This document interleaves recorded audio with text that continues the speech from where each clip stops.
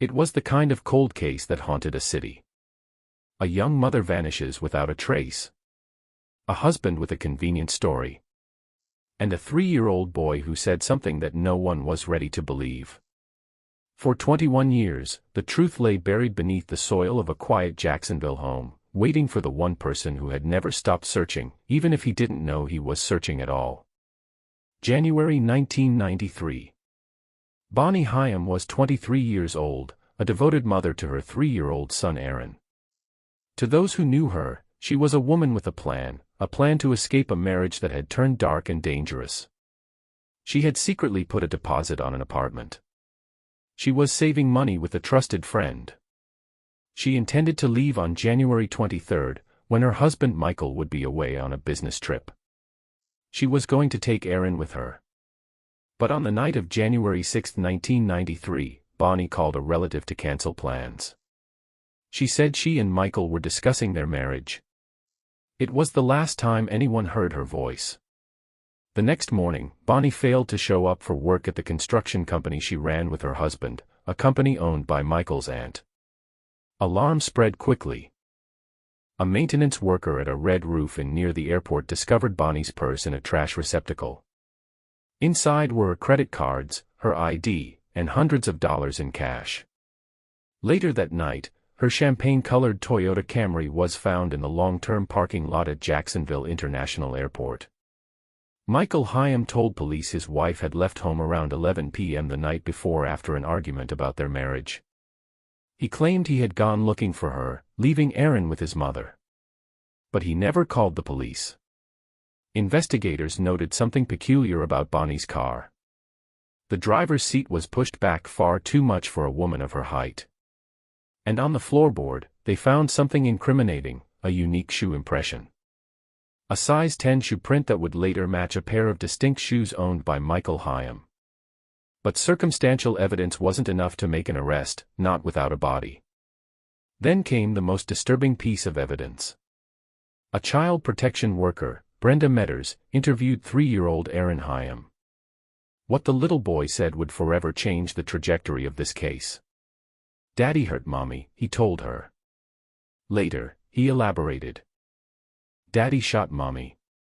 He said, "My daddy could not wake her up." He told investigators that his father had buried his mother. The words were damning. But they came from the mouth of a toddler. Could a 3-year-old truly comprehend what he had seen? Was he repeating what he had been told? Bonnie's own father doubted the boy's credibility, suggesting he had been coached or that his imagination had run wild. Even Bonnie's family questioned whether Aaron truly understood what he was saying. Michael Haim remained the prime suspect. But without a body, without forensic evidence to tie him directly to the crime, prosecutors couldn't move forward. Bonnie's case went cold. The truth was that Aaron Haim had seen everything. In the years that followed, the trauma of what he witnessed was so profound that his young mind began to bury the memories alongside his mother's remains. As he grew up in the foster system and was eventually adopted by the Fraser family, his last name changed, and the details of that night faded from conscious memory. He stopped speaking about what he had seen. His new family made an unspoken agreement not to talk about the past. But the truth was never gone. It was just waiting. In 2005, Aaron Fraser, now a young man with a new name and a new life, did something that would set the stage for justice. With the help of his adoptive family, he filed a wrongful death lawsuit against his biological father.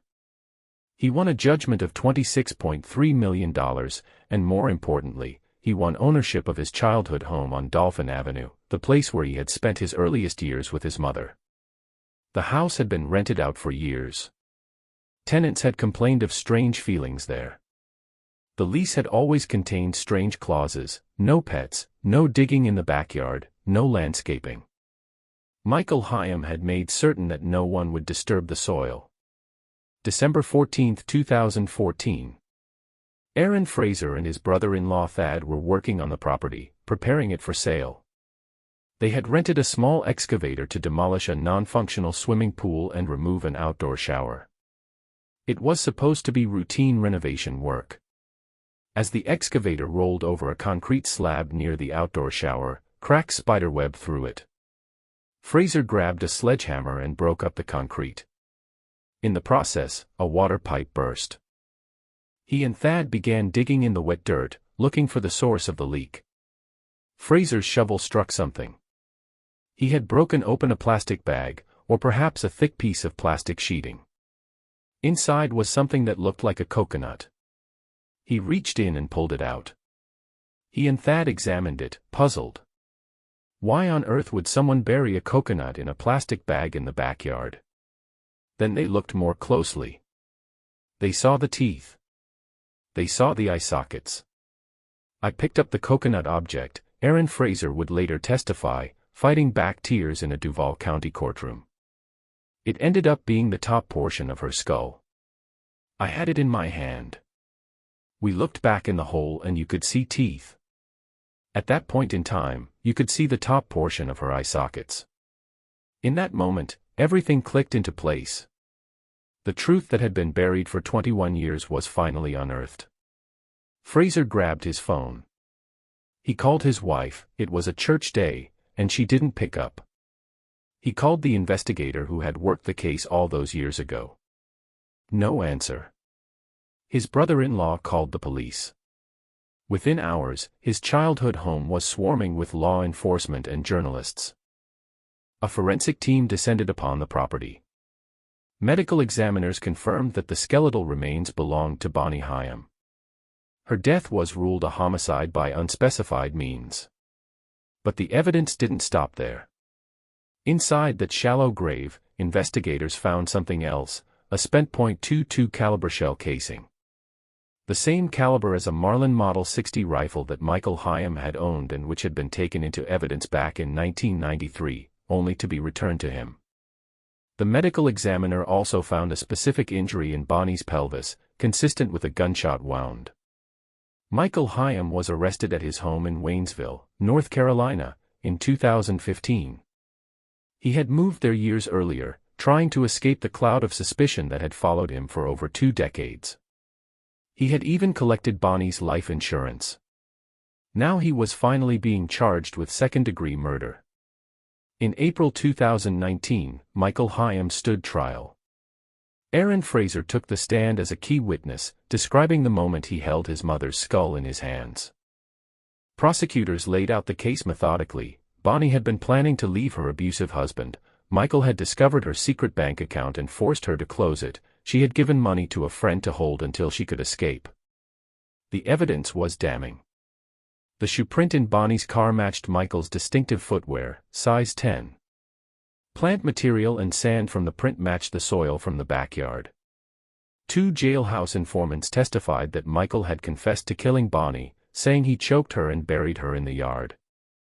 The lease he had drawn up when renting the property in 2000 explicitly forbade any digging or landscaping in the backyard. He needed to ensure no one would disturb the grave. The defense argued that the investigation had been flawed from the start, that police had focused solely on Michael and ignored other potential suspects, including a man Bonnie was allegedly having an affair with. They said the child's testimony from 1993 was unreliable. They argued that the bullet casing could have been placed there later. But none of it was enough to overcome the weight of the evidence. The jury took just hours to convict Michael Haim of second-degree murder. In May 2019, he was sentenced to life in prison. Aaron Fraser, who had tried to tell the truth at 3 years old, finally saw justice done. Bonnie's sister, Liz Peake, spoke for the family. For 26 years we wanted justice, and now we have it. We got justice. But we don't have Bonnie. The Florida First District Court of Appeal later upheld the conviction, ruling that the trial court had properly allowed Aaron's childhood statements into evidence. The appeals court acknowledged the severe emotional trauma Aaron had suffered, not just witnessing his mother's murder, but being separated from his entire biological family, spending years in therapy, and eventually discovering her skeletal remains in the backyard of the home where it all happened. There is a saying that the truth will set you free, one commentator noted. But in this case, the truth was buried. And it took a son who had seen everything, to finally bring it to light. The killer thought he had gotten away with it. For 21 years, Michael Haim lived his life, collected insurance money, and believed the secret was safe. He didn't know that his own son had watched him commit the crime. He didn't know that the boy's mind would bury the memory only to dig it up again, literally, decades later. When Aaron Fraser found his mother's remains, he was not just a man doing renovation work. He was a son who had never stopped grieving, even if he couldn't remember why. The act of digging up that backyard was, in some ways, a metaphor for the truth he had carried inside him. He had been trying to dig up the truth since he was 3 years old. Bonnie Haim would have turned 50 in 2019. Her son would say that the hardest part wasn't the trial, wasn't the testimony, wasn't even holding his mother's skull in his hands. The hardest part was that she had been so close all along. Buried beneath the concrete of the home where she had lived and loved and dreamed of escape. The case of Bonnie Haim and Aaron Fraser is a chilling reminder that justice can take decades to arrive. And that sometimes, the most important witnesses are the ones who seem least capable of understanding what they've seen. Aaron Fraser was a 3-year-old boy when he told the world, "Daddy hurt Mommy." The world did not believe him. But he never stopped believing in his mother. And in the end, he gave her the justice she deserved, and a proper resting place after 21 long years in a shallow grave. For Aaron, the trial brought closure. But it also brought a heavy burden, the knowledge that his mother had been buried in the family home all along. He had played in that yard as a child. He had walked over her grave countless times without knowing it. Today, he can finally rest, knowing that the truth is no longer buried. And knowing that his mother, Bonnie Haim, is finally free. Michael Haim now spends his life in Florida State Prison. The man who thought he had committed the perfect crime, who believed his son's words would never be taken seriously, who counted on the passage of time to erase all evidence, that man was convicted on the strength of his son's testimony and the forensic evidence.